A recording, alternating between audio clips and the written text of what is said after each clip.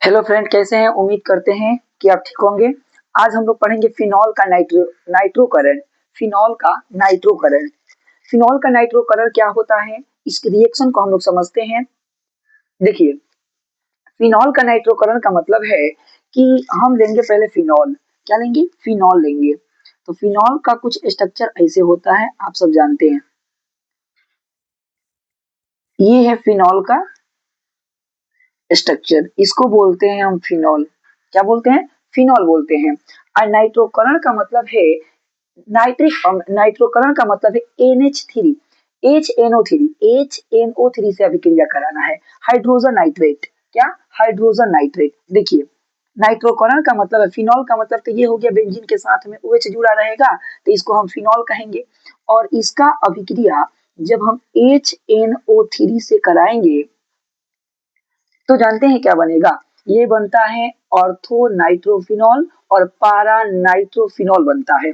इस पोजीशन को हम कहते हैं ऑर्थो, इसको बोलते हैं मेटा, और इसको बोलते हैं पारा।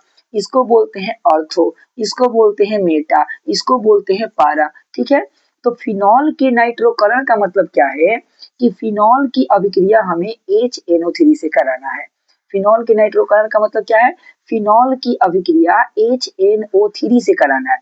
तो ये कैसे रिएक्शन करेगा, क्या बनाएगा? देखिए, तो आप बनेगा क्या? दो चीज बनता है। एक तो ऑर्थो नाइट्रोफिनॉल बनेगा और एक पारा नाइट्रोफिनॉल बनेगा। तो देखिए, फिनॉल तो बनबे करेगा ना, तो आप ऐसे फिनॉल का स्ट्रक्चर लिखिए। ये फिनॉल के स्ट्रक्चर लिखना ही पड़ेगा। कह रहा है नाइट्रो, नाइट्रो बोलते हैं NO2 को, और यानी ऑर्थो नाइट्रो, यानी यहाँ पे कौन जुटेगा? नाइट्रो, NO2 जुड़ जाएगा।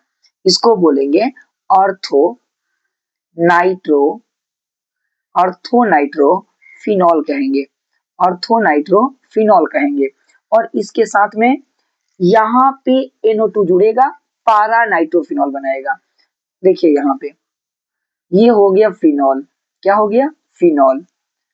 अब NO2 का पोजीशन कहाँ आएगा? पारा के ऊपर आएगा, यानी NO2 यहाँ पे आएगा। इसको पारा पोजीशन कहा जाता है। तो इसको बोलेंगे पारा नाइट्रो फिनॉल, पारा नाइट्रो फिनॉल कहेंगे।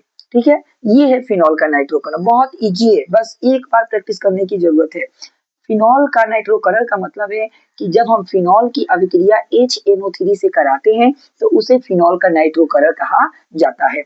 जब हम ये रिएक्शन कराएंगे तो ऑर्थो नाइट्रोफिनॉल बनेगा और पारा नाइट्रोफिनॉल बनेगा। ये पोजीशन को कहा जाता है ऑर्थो, इस पोजीशन को मेटा, और इसको बोला जाता है पारा। यानी नाइट्रो का मतलब NO2। तो ये हो गया ऑर्थो नाइट्रोफिनॉल, पारा नाइट्रोफिनॉल। फिनॉल के नाइट्रोकरण क्या है? फिनॉल के नाइट्रोकरण क्या है? तो जब फिनॉल की अभिक्रिया HNO3 के साथ कराई जाती है तब ऑर्थो नाइट्रोफिनॉल और पारा नाइट्रोफिनॉल का निर्माण होता है। इसी प्रक्रिया को, इस अभिक्रिया को फिनॉल का नाइट्रोकरण कहते हैं। ये चीजें आपको समझ में आ गया होगा। बहुत आसान रिएक्शन है, ठीक है ना? इसको नोट कर लीजिए। अब हम आगे आते हैं। अब देखिए, हाइलोजनीकरण किसका? फिनॉल का हाइलोजनीकरण। फिनॉल जो है, फिनॉल का हाइलोजनीकरण को समझते हैं। हाइलोजनीकरण का मतलब है हाइड्रोजन तत्वों से अभिक्रिया कराना है। तो यहाँ ले लेते हैं फिनॉल। बहुत आसान आसान रिएक्शन है, बस आपको एक बार ध्यान से देखने और प्रैक्टिस करने की जरूरत है। ये हो गया फिनॉल। इस फिनॉल का है हाइलोजनीकरण कराना है, तो हाइलोजनीकरण कराने के लिए हम ब्रोमीन ले लेते हैं, Br2। लेकिन किसके उपस्थिति में? CH2, carbon disulphide, carbon disulphide, carbon disulphide. लेकिन इसको ना हम गर्म करेंगे 273 केल्विन ताप पर।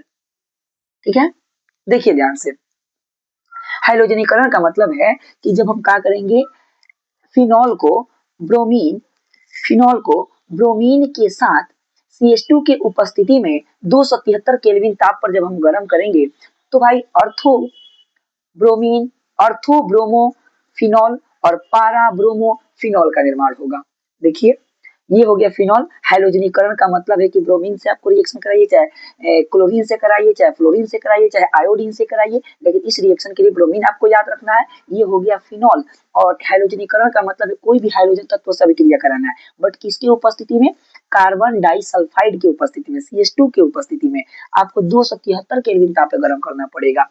तो हम करते क्या है, जब ये काम होता है, जब इसका रिएक्शन हम ब्रोमीन के साथ CH2 की उपस्थिति में 273 केल्विन ताप पर अभिक्रिया कराएंगे, गर्म करेंगे, तो इस पोजीशन को बोलेंगे ऑर्थो, मेटा और पारा। यहाँ पे आके ब्रोमीन जुड़ जाएगा और एक बार पारा पा के ब्रोमीन जुड़ जाएगा। यानी हम कहें तो ऑर्थो ब्रोमो फिनॉल बनेगा और पारा ब्रोमो फिनॉल बनेगा। यानी कुछ इस तरह से अभी अभी सिखाया कैसे जुड़ता है। ये हो गया फिनॉल। ब्रोमीन एक बार ऑर्थो पर जुड़ जाएगा, जिसको हम क्या कहेंगे, ortho bromo phenol, ortho bromo phenol कहेंगे। और एक बार क्या बनेगा, इसके साथ में और क्या बनेगा, इसके साथ में बनेगा, ये हो गया फिनॉल, पारा पोजीशन पे जुड़ेगा, इसको कहेंगे पारा ब्रोमो फिनॉल, पारा ब्रोमो फिनॉल। तो हैलोजनीकरण का मतलब है कि जब हम फिनॉल की अभिक्रिया ब्रोमीन के साथ CH2 की उपस्थिति में कराते हैं तो ऑर्थो ब्रोमोफिनॉल और पारा ब्रोमोफिनॉल का निर्माण होता है। इस अभिक्रिया को, इस प्रक्रिया को फिनॉल का हैलोजनीकरण कहा जाता है या फिर कहते हैं। जब फिनॉल की अभिक्रिया ब्रोमीन के साथ CH2 के उपस्थिति में कराई जाती है तब ऑर्थो ब्रोमोफिनॉल और पारा ब्रोमोफिनॉल का निर्माण होता है। यह प्रक्रिया हैलोजनीकरण कहलाती है। स्टेटमेंट पर ध्यान देने की जरूरत नहीं है, बस ये रिएक्शन आपको याद होना चाहिए। इसके लिए आप 1 से 2 बार लिख के प्रैक्टिस कर लीजिए। ओके, यहाँ आते हैं अगला पॉइंट पे। अगला पॉइंट क्या है, फिनॉल का सल्फोनीकरण। फिनॉल का सल्फोनीकरण, तो फिनॉल का सल्फोनीकरण क्या होता है, ध्यान से देखिए। फिनॉल, तो फिनॉल के लिए हम क्या लेंगे, इस तरह के स्ट्रक्चर। फिनॉल के लिए हम इस तरह के क्या लेंगे, स्ट्रक्चर, इसको हम बोलेंगे फिनॉल। सल्फोनीकरण का मतलब है H2SO4 के साथ अभिक्रिया, H2SO4 के साथ अभिक्रिया कराना। फिनॉल का मतलब है H2SO4 के साथ में अभिक्रिया कराना है। फिनॉल का मतलब क्या है, सल्फोनीकरण का मतलब क्या है, H2SO4 के साथ अभिक्रिया। जब हम फिनॉल की अभिक्रिया H2SO4 के साथ कराएंगे ना तो सल्फोनीकरण कहलाएगा। अब ये बनेगा क्या, अब ध्यान से समझिए। यहाँ ये बनने वाला क्या है, तो इसको बोलेंगे ऑर्थो, मेटा और पारा।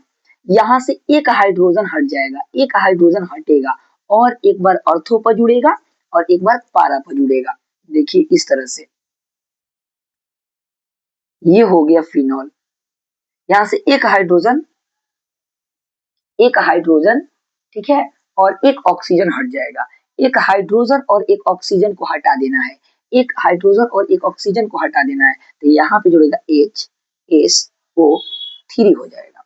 ठीक है, फिर एक बार यही चीज पारा पोजीशन पर जुड़ जाएगा, OH। ठीक है, यहाँ से यहाँ पे जुड़ेगा तो HSO3 कहा जाएगा। यहाँ पे HSO3, यहाँ पे ये बन जाएगा। तो याद रखिएगा, जब फिनॉल के सल्फोनीकरण कराना है इसका मतलब फिनॉल की अभिक्रिया H2SO4 के साथ कराना है। इसमें से हाइड्रोजन और ऑक्सीजन को गायब करना है, एगो हाइड्रोजन एगो ऑक्सीजन को गायब करके ऑर्थो पे और पारा पोजीशन पे जोड़ देना है। इसका नाम क्या होगा, इसको हम कहेंगे ऑर्थो। क्या कहेंगे, ऑर्थो। क्या कहेंगे जी, ऑर्थो फिनॉल सल्फोनिक एसिड। ये एसिड है ना, H2SO4 एसिड है, इसको हम कहेंगे ortho phenol sulphonic acid, sulphonic acid. इसको क्या कहेंगे, पारा ऑर्थो सल्फोनिक एसिड, पारा फिनॉल, पाराफिनॉल सल्फोनिक सल्फोनिक एसिड, ये कहेंगे। तो फिनॉल के सल्फोनीकरण क्या है, तो जब फिनॉल की अभिक्रिया H2SO4 के साथ कराई जाती है तब ऑर्थोफिनॉल सल्फोनिक एसिड और पाराफिनॉल सल्फोनिक एसिड का निर्माण होता है। यह प्रक्रिया फिनॉल का सल्फोनीकरण कहलाती है। तो अगर आपको रिएक्शन याद है अच्छे से तो यहाँ रिएक्शन लिख के उसके बाद आप यहाँ स्टेटमेंट लिख सकते हैं। ओके, फिर हम लोग नेक्स्ट वीडियो में मिलते हैं।